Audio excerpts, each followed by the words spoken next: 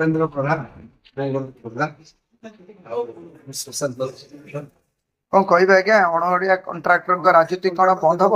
ନାଇଁ ଧର୍ମ ଭାଇ ଦେଖନ୍ତୁ ସେମାନେ ତ ପଲିଟିକାଲ ମାଧ୍ୟମରେ ସମସ୍ତେ ଅଛି। ଆମେ ଓଡ଼ିଆ କଣ୍ଟ୍ରାକ୍ଟରକୁ କାଢିବା ଆମର କିଛି ଦମ ନାହିଁ। ଯେତିକି ମନ୍ତ୍ରୀ ନେତା ତାଙ୍କର ଓଡ଼ିଆ କଣ୍ଟ୍ରାକ୍ଟର ବହୁତ ଅଛି। ଆମେ ଗୋଟେ କାମ କଲେ 14 ଲାଇନରେ କାମ କରୁଛୁ। ସେମାନେ କଣ କରୁଛନ୍ତି ଡାଇରେକ୍ଟ ମନ୍ତ୍ରୀ ଅଛନ୍ତି କିଏ ହେଲା କିଏ ଦିଲ୍ଲୀ ହେଲା କି ବମ୍ବେ ସେମାନେ ସବୁ ତାଙ୍କ କାମ କରିବେ ବିନା ପିସିରେ କାମ ହଉନି। ଇଞ୍ଜିନିୟର ମାନେ ତାଙ୍କ ମାଧ୍ୟମରେ ସବୁ ଚାଲିଛି। ନେତା ତାଙ୍କ କାମରେ ଚଲେଇଛନ୍ତି। ଆମ ଓଡିଶାର ଏଇଥିପାଇଁ ହଇରାଣ ହଉଛି। ଏବେ ଯୋଉ ନେତା ମନ୍ତ୍ରୀ ଆପଣ ପାଇଁ ବାହାରୁଛନ୍ତି ଆଉ ଗଣମାଧ୍ୟମକୁ ମଧ୍ୟ କହୁଛନ୍ତି ଅଣଓଡିଆ କଣ୍ଟ୍ରାକ୍ଟରଙ୍କ ସ୍ଥାନ ନାହିଁ।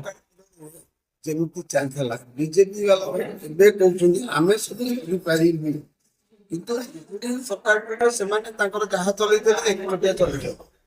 ବିଜେପି ବାଲା ନା କରିବେ ନା କାମ କରିବେ, ତାଙ୍କ ସାଥିରେ ସେମାନେ ମିଶିକି ରହୁଛନ୍ତି। ସେଥିପାଇଁ ସବୁ କଣ୍ଟ୍ରାକ୍ଟର ହଇରାଣ ହଉଛି।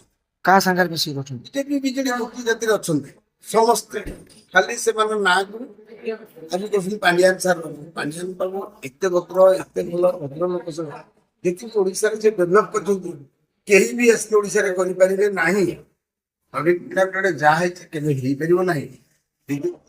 କଣ କରୁଛନ୍ତି ଆମେ ବି ଚାହୁଁଛୁ ଡେଭଲପ କରନ୍ତୁ। ସେ 24 ବର୍ଷର ସରକାର ଗୋଟେ ମିନିଟ 24 ବର୍ଷ ସରକାର ସେ କଲେନି 24 ନ କଲେ ଆମେ ତ ଡେଭଲପ କରିବୁ। ତମେ ଆସିଲ ତମେ ତ ଚେଞ୍ଜ କରିବା ଦାୟିତ୍ୱ ତମର, ତମେ ତ କରୁନା ନା। ଖାଲି ସେ 24 ବର୍ଷ କଲେନି 24 ବର୍ଷ କଲେନି ତମେ ଡାକିଲି ଆଣିଲୁ ତମେ ତ ତା ବି କରୁନ। ତମେ ସେଇ ତାଙ୍କ ଢାଞ୍ଚାରେ କାହିଁକି ଯାଉଛ?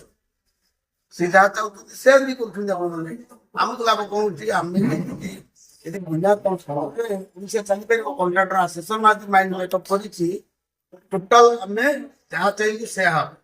ଆମେ ତମର ଘର କାମ କରିବୁ ଇଞ୍ଜିନିୟର ସମସ୍ତେ ଛୁଆମାନେ ଇଞ୍ଜିନିୟର ହେଇଗଲେ ଆମେ ସେମାନେ ବିହେଭିୟର କରୁଛନ୍ତି।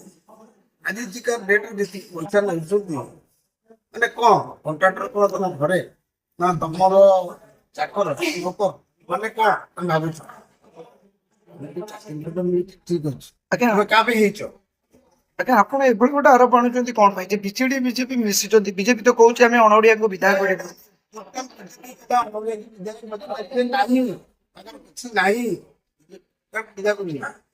ଅସୁବିଧା ବିଫଳ ନାରା। ବିଫଳ ନାରା ଏସବୁ ଜିନିଷ 100% ଆଜ୍ଞା।